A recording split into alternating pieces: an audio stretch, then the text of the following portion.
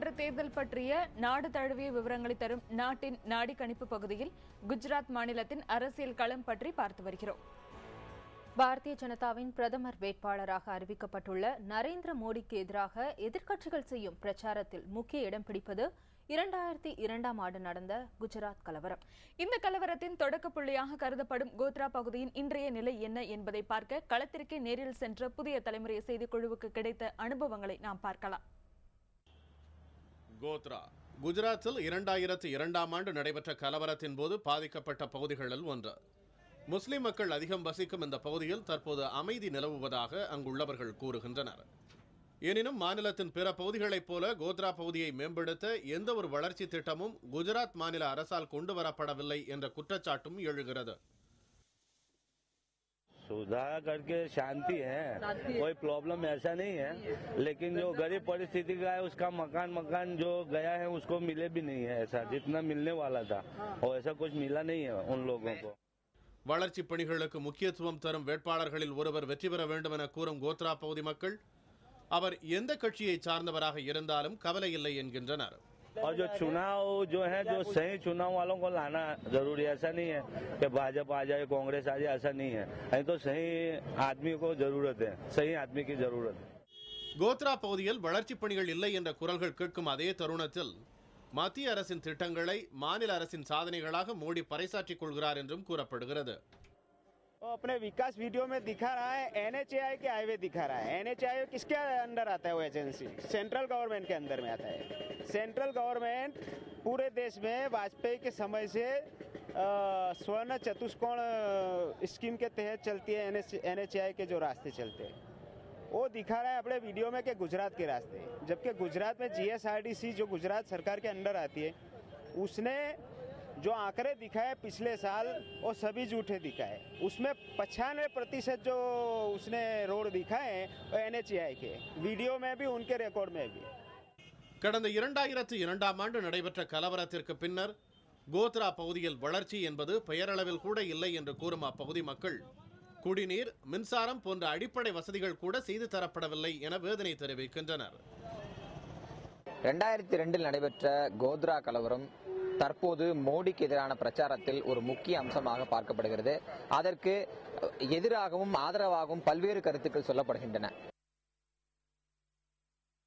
குஜராத்தின் பல்வேறு பகுதிகளிலும் நிலவிய குடிநீர் பற்றாக்குறையை சரி செய்தது மோடி தலைமையிலான அரசுதான் என அவரது ஆதரவாளர்கள் கூறுகின்றனர். குறிப்பாக நர்மதா கால்வாய் மோடியின் சாதனைகளில் ஒன்றாக குறிப்பிடப்படுகிறது. இது பற்றி நமது செய்தியாளர் தியாகச்சமல் அளிக்கும் தகவல்களை இப்போது பார்க்கலாம். நீங்க பார்த்துட்டு இருக்கிற இந்த கெனால், இந்த வாய்க்கால் என்பது நர்மதா நதியிலிருந்து தண்ணீரை மாநிலம் முழுவதும் கொண்டு செலுத்துவதற்காக வெட்டப்பட்டிருக்கக்கூடிய கெனால். கிட்டத்தட்ட இந்தியாவிலேயே ஒரு பெரிய கெனால்னு சொல்லப்படுது. இது போன்ற இந்த வாய்க்கால், இந்த கெனால் வெட்டப்பட்டதுக்கு பிறகு குஜராத்தினுடைய தண்ணீர் பஞ்சம் பெருமளவுக்கு தீர்க்கப்பட்டிருக்கு அப்படின்னு சொல்லப்படுது. குஜராத்தினுடைய மின் தேவையை பூர்த்தி செய்யக்கூடிய, அதாவது புனல் மின் உற்பத்தியிலும் இது போன்ற கெனால்கள், செக் டேம்னு சொல்லப்படக்கூடிய அது போன்ற சிறு சிறு அணைக்கட்டுகள்லாம் பெரிய அளவுக்கு அந்த மின்சார உற்பத்தியில உதவி புரிஞ்சா சொல்லப்படுது. ஆனா இது போன்ற கெனால்கள் கூட மத்திய குஜராத், தெற்கு குஜராத் போன்ற பகுதிகளில் தான் அதிக அளவு தண்ணீரை கொண்டு செலுத்துகிறது. வட குஜராத், பாகிஸ்தான் பார்டர் விட்டு வட குஜராத்துக்கு இது போன்ற விஷயங்கள் இன்னும் சென்று சேரவில்லை அப்படின்ற ஒரு குற்றச்சாட்டு முன்வைக்கப்படுது. ஆனா இயற்கை காரணங்களால் கொண்டு செல்ல முடியவில்லை. இருந்தாலும் அதற்கான முயற்சியில தொடர்ந்து நாங்கள் ஈடுபடுறோம்னு குஜராத் அரசு தரப்பிலும் முன்வைக்கப்படுது. இந்த விஷயத்திலும் இரண்டு தரமான வாதங்கள் இருக்கு. இரண்டு தரப்பான வாதங்கள் இருந்தாலும் மோடியினுடைய சாதனையாக இது போன்ற கெனால்களை வெட்டிய விஷயம் பார்க்கப்படுது. நர்மதா டேம், அதாவது நர்மதா அணைக்கான அஸ்திவாரம் என்பது காங்கிரஸ் ஆட்சியில், ஜவஹர்லால் நேரு ஆட்சியில் 1965ஆம் ஆண்டு போடப்பட்டிருந்தாலும் அதை அடுத்தடுத்த கட்டங்களுக்கு கொண்டு சென்றது மோடிதான் என்றும் ஒரு தரப்பில் சொல்லப்படுகிறது. குஜராத்தில் செய்துள்ள வளர்ச்சிப் பணிகள் மீது விமர்சனங்கள் இருந்தாலும் அவற்றின் மூலம் குஜராத் வளர்ச்சி அடைந்திருப்பதாக கூறுவதை மறுக்க முடியாது என்கின்றனர் மோடியின் ஆதரவாளர்கள்.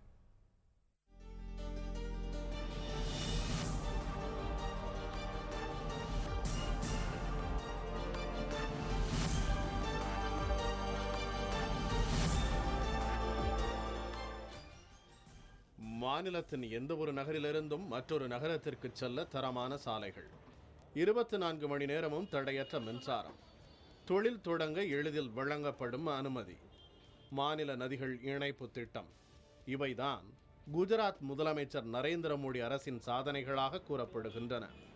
மோடியின் 15 ஆண்டு கால ஆட்சியில் குஜராத்தின் முக்கிய நகரங்களான காந்திநகர், அகமதாபாத், சூரத், வதோதரா ஆகியவை சிறப்பான வளர்ச்சியை எட்டியுள்ளதாகவும் பன்னாட்டு நிறுவனங்கள், தொழிற்கூடங்கள் ஆகியவை புதிய வேலைவாய்ப்புகளை உருவாக்கியுள்ளதாகவும் கூறப்படுகிறது. बहुत बढ़िया विकास किया। घर पे यूपी में, राजस्थान में, एमपी में लाइटों का ठिकाना नहीं है, बिजली का, पानी का ठिकाना नहीं है। यहाँ हर एक गांव में 24 घंटे बिजली आती है। நரேந்திர மோடியின் ஆட்சியில் அதிகளவு தனியார் கல்வி நிறுவனங்களுக்கு அனுமதி வழங்கப்பட்டுள்ளது. இதன் காரணமாக உயர்கல்வியின் தரம் உயர்ந்துள்ளதாக மோடி ஆதரவாளர்கள் கூறுகின்றனர். பெண் குழந்தைகளுக்கு உயர்நிலை பள்ளி வரை அரசு பள்ளிகளில் இலவசமாக கல்வி பயிற்றுவிக்கப்படுவதால் கல்வி அறிவு சதவிகிதமும் குறிப்பிடத்தக்க அளவுக்கு உயரும் என எதிர்பார்க்கப்படுகிறது. கேர்ள்ஸ்க்கு எஜுகேஷன் ஃப்ரீ ஆக்கிட்டாருங்க. அதனால எஜுகேஷன் எல்லாருக்கும், எல்லா கேர்ள்ஸு ஃப்ரம் ஆல் செக்ஷன்ஸ் ஃப்ரீயாக போயிட்டுருக்க எஜுகேஷனுக்கு. கடந்த 15 ஆண்டுகளுக்கு முன்பு குஜராத்தின் சட்டம் ஒழுங்கு நிலைமை மிகவும் மோசமாக இருந்ததாகவும் மோடியின் ஆட்சி காலத்தில் சட்டம் ஒழுங்கு வெகுவாக சீரடைந்துள்ளதாகவும் மக்கள் கூறுகின்றனர். இந்த லாரி நடந்ததுக்கு கிட்டத்தட்ட 10 வருஷம் ஆகுது. அதுக்கு முன்னாடி இந்த நிறைய பேர் இங்கே வியாபாரம் நடக்க முடியாது, யாரும் செய்ய விட மாட்டாங்க. ஒரு மாதம் செய்வாங்க, 2 மாதம் லாரி தூக்கிட்டு போயிடுவாங்க. அதுக்கு ஃபீஸ் கட்டணும், தண்டு கட்டணும், அதனால நிறைய பிரச்சனை வந்தது. இப்போ அவர் வந்த கழிச்சு இந்த பிரச்சனை யாரும் வரதில்லை. இதுபோன்ற வளர்ச்சிப் பணிகளை செய்த நரேந்திர மோடியை பிரதமர் வேட்பாளராக முன்னிறுத்தியது சரியானதே என்று வாதாடுகின்றனர் அவரது ஆதரவாளர்கள். குஜராத்தின் வளர்ச்சியின் மீதும் நரேந்திர மோடி தரும் புள்ளி விவரங்கள் மீதும் கூறப்படும் குற்றச்சாட்டுகளையும் தாண்டி பாரதிய ஜனதா கட்சி வெற்றி பெறும் என அக்கட்சியின் ஆதரவாளர்கள் நம்புகின்றனர். நேர்களே, 26 மக்களவை தொகுதிகளை கொண்ட குஜராத் மாநிலத்தில் நாடாளுமன்ற தேர்தல் களம் எப்படி இருக்கிறது என்பது குறித்து புதிய தலைமுறை செய்திக்குழு நேரடியாக வழங்கிய விரிவான தகவல்களை நாட்டின் நாடிக்கணிப்பு பகுதியில் இன்று பார்த்தோம். மத்திய ஆட்சிக்குட்பட்டிருக்கும் யூனியன் பிரதேசமான தாத்ரா நாகர் ஹவேலியில் நமது செய்தியாளர் கணேஷ் தற்போது கள ஆய்வு மேற்கொண்டு வருகிறார். அதிகம் அறியப்படாத தாத்ரா நாகர் ஹவேலி நாடாளுமன்ற தேர்தல் களம் குறித்து கணேஷ் தரும் தகவல்களை நாட்டின் நாடிக்கணிப்பு பகுதியில் நாளை பார்க்கலாம்.